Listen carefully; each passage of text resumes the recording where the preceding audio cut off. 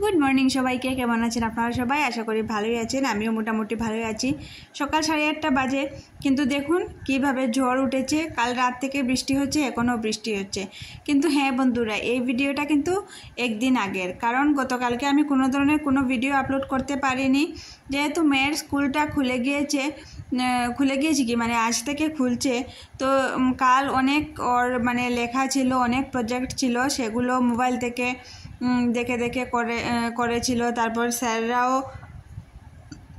অনেক মেসেজ করেছেন ওদের স্কুলের গ্রুপে, তো সেগুলো মানে করতে করতে তো আর দিনের বেলা একবারও মোবাইলটা হাতে পাইনি যে ভিডিওটা আপলোড করব বা অন্য ভিডিও করব। তো সেই জন্য আমাকে ক্ষমা করে দিও, এটা একদিন আগের ভিডিও দিচ্ছি। তো মানে আগের দিন রাত্রে থেকে খুব বেশি বৃষ্টি তো হচ্ছিলই। আর এই যে দেখো সকাল 8টা 8:30 বাজে কীরকম অন্ধকার করেছে আর খুব বেশি ঝড় উঠেছে। এত হাওয়া দিচ্ছে, এত তুফান দিচ্ছে, জানি না পুরো দিনটা কীরকম কাটবে না কাটবে।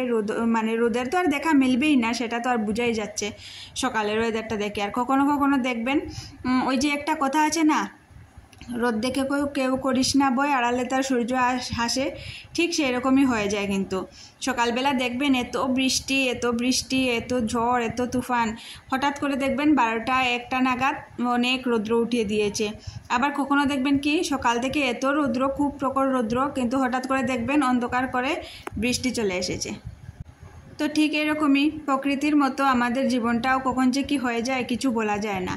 তো এটা অনেকেই, যারা আমরা বাংলা মিডিয়াম নিয়ে পড়াশোনা করেছি, এটা ভাবার তো ছিল, অনেকেই হয়তো জানো, মানে পেয়েছো এটা।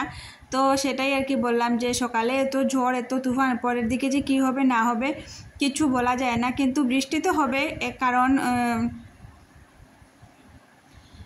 সব দিকে ওয়েদার রিপোর্টেও দেখাচ্ছে মোবাইলে, আর নিউজেও বলছে যে কিছুদিন নাকি বৃষ্টি হবে। তো এত বৃষ্টির মধ্যে আমি টুক করে দৌড়ে গিয়ে 2-3টে তুলসী পাতা নিয়ে এসেছি। আর ফুল টুল আর উঠাইনি, আর ফুলগুলো এত বৃষ্টিতে ফুল ফুটছেও না। 2-3টে ফুল ফুটেছে দেখেছি আমি, কিন্তু এত ঝড় এত বৃষ্টি, আমি ছাতা নিয়ে গেলেও কিন্তু ভিজে যাব। এখন এই যে বসে ঠাকুর করে পুজো দিচ্ছি, এই সময়ে এত বৃষ্টি দিচ্ছে বাইরে, মানে বলার মতো না। তো সেই জন্য আর ফুলটা আনিনি। তো ফুল ছাড়াই আজকে ঠাকুর সেবাটা দিয়ে দেই। আর অনেকেই তো বলে না যে জল আর তুলসীটাই হলো আসল, ঠাকুরকে মানে একটু জল আর চিনি দিয়ে তুলসী পাতা দিয়ে নিবেদন করলেই সেটা হলো মানে আসল আর কি। মন থেকে করতে হবে, সেটাই হলো মানে কথা আর কি। তুমি যদি গাদা গাদা ফুল এনে একদম সিংহাসন সাজিয়ে দিয়ে দাও, আর মন থেকে কোনো শ্রদ্ধা ভাব ভক্তি কিছুই থাকে না, তাহলে কিন্তু সেই ফুল দিয়ে পুজো করারও কোনো মানে হয় না। আর যদি ফুল ছাড়াই মানে একটা যদি ফুল থাকে, একটা ফুল যদি ছিঁড়ে দিয়েও একটু মানে মন থেকে আর কি পুজো দেও, তো নাকি ঠাকুর সেটাই গ্রহণ করেন। তো এটা আমাদের মা ঠাকুমারা বলতো, সেটা সবসময়ই শুনেছি।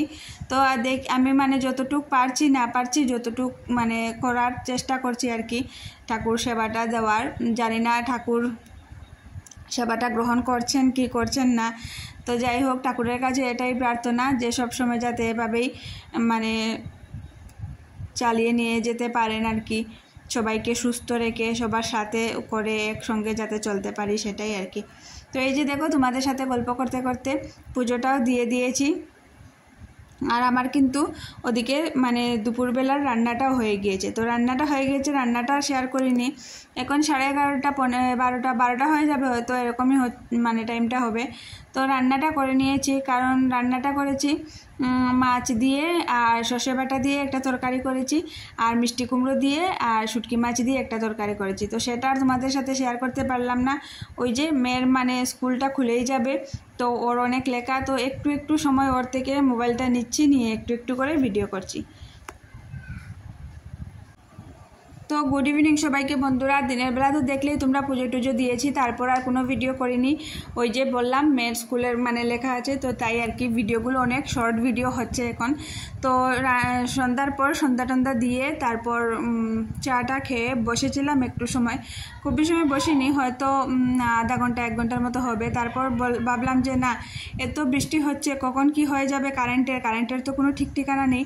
তো রান্নাটা করিনি। তো রান্নাটা করছি আজকে ঝিঙে দিয়ে মাছের মাথা দিয়ে কাঁঠাল বিচি দিয়ে একটা তরকারি করব। তো ওদিকে দেখলেন অনেকটা বাসনপত্র আছে, সেগুলো মানে চাটা খাওয়ার পর বাসনগুলো ধুয়ে নিয়েছি।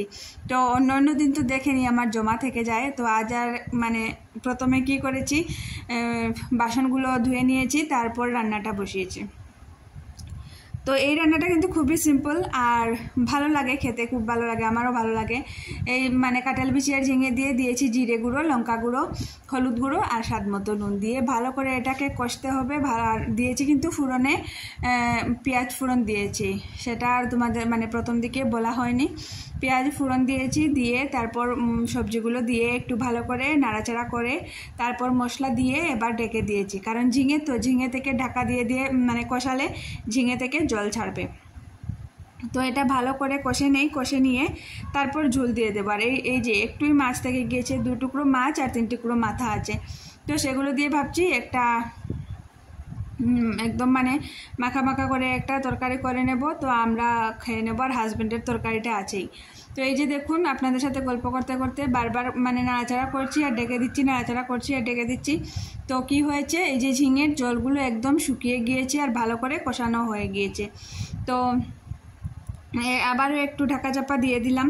তো একটু এই যে দেখুন একটু মানে জল দেখা যাচ্ছে, কিন্তু ওগুলো ওরকম জল না যে একদম মানে ইয়ে হয়ে যাবে। কড়াইটাতে দেখছেন লেগে গিয়েছে, তার মানে কষানোটা হয়ে গিয়েছে। এবার এগুলোতে জল দিয়ে দেব, জল দিয়ে একটু নাড়াচাড়া করে এবার ঢেকে দিচ্ছি, আর একটু পরে আসবো আবার।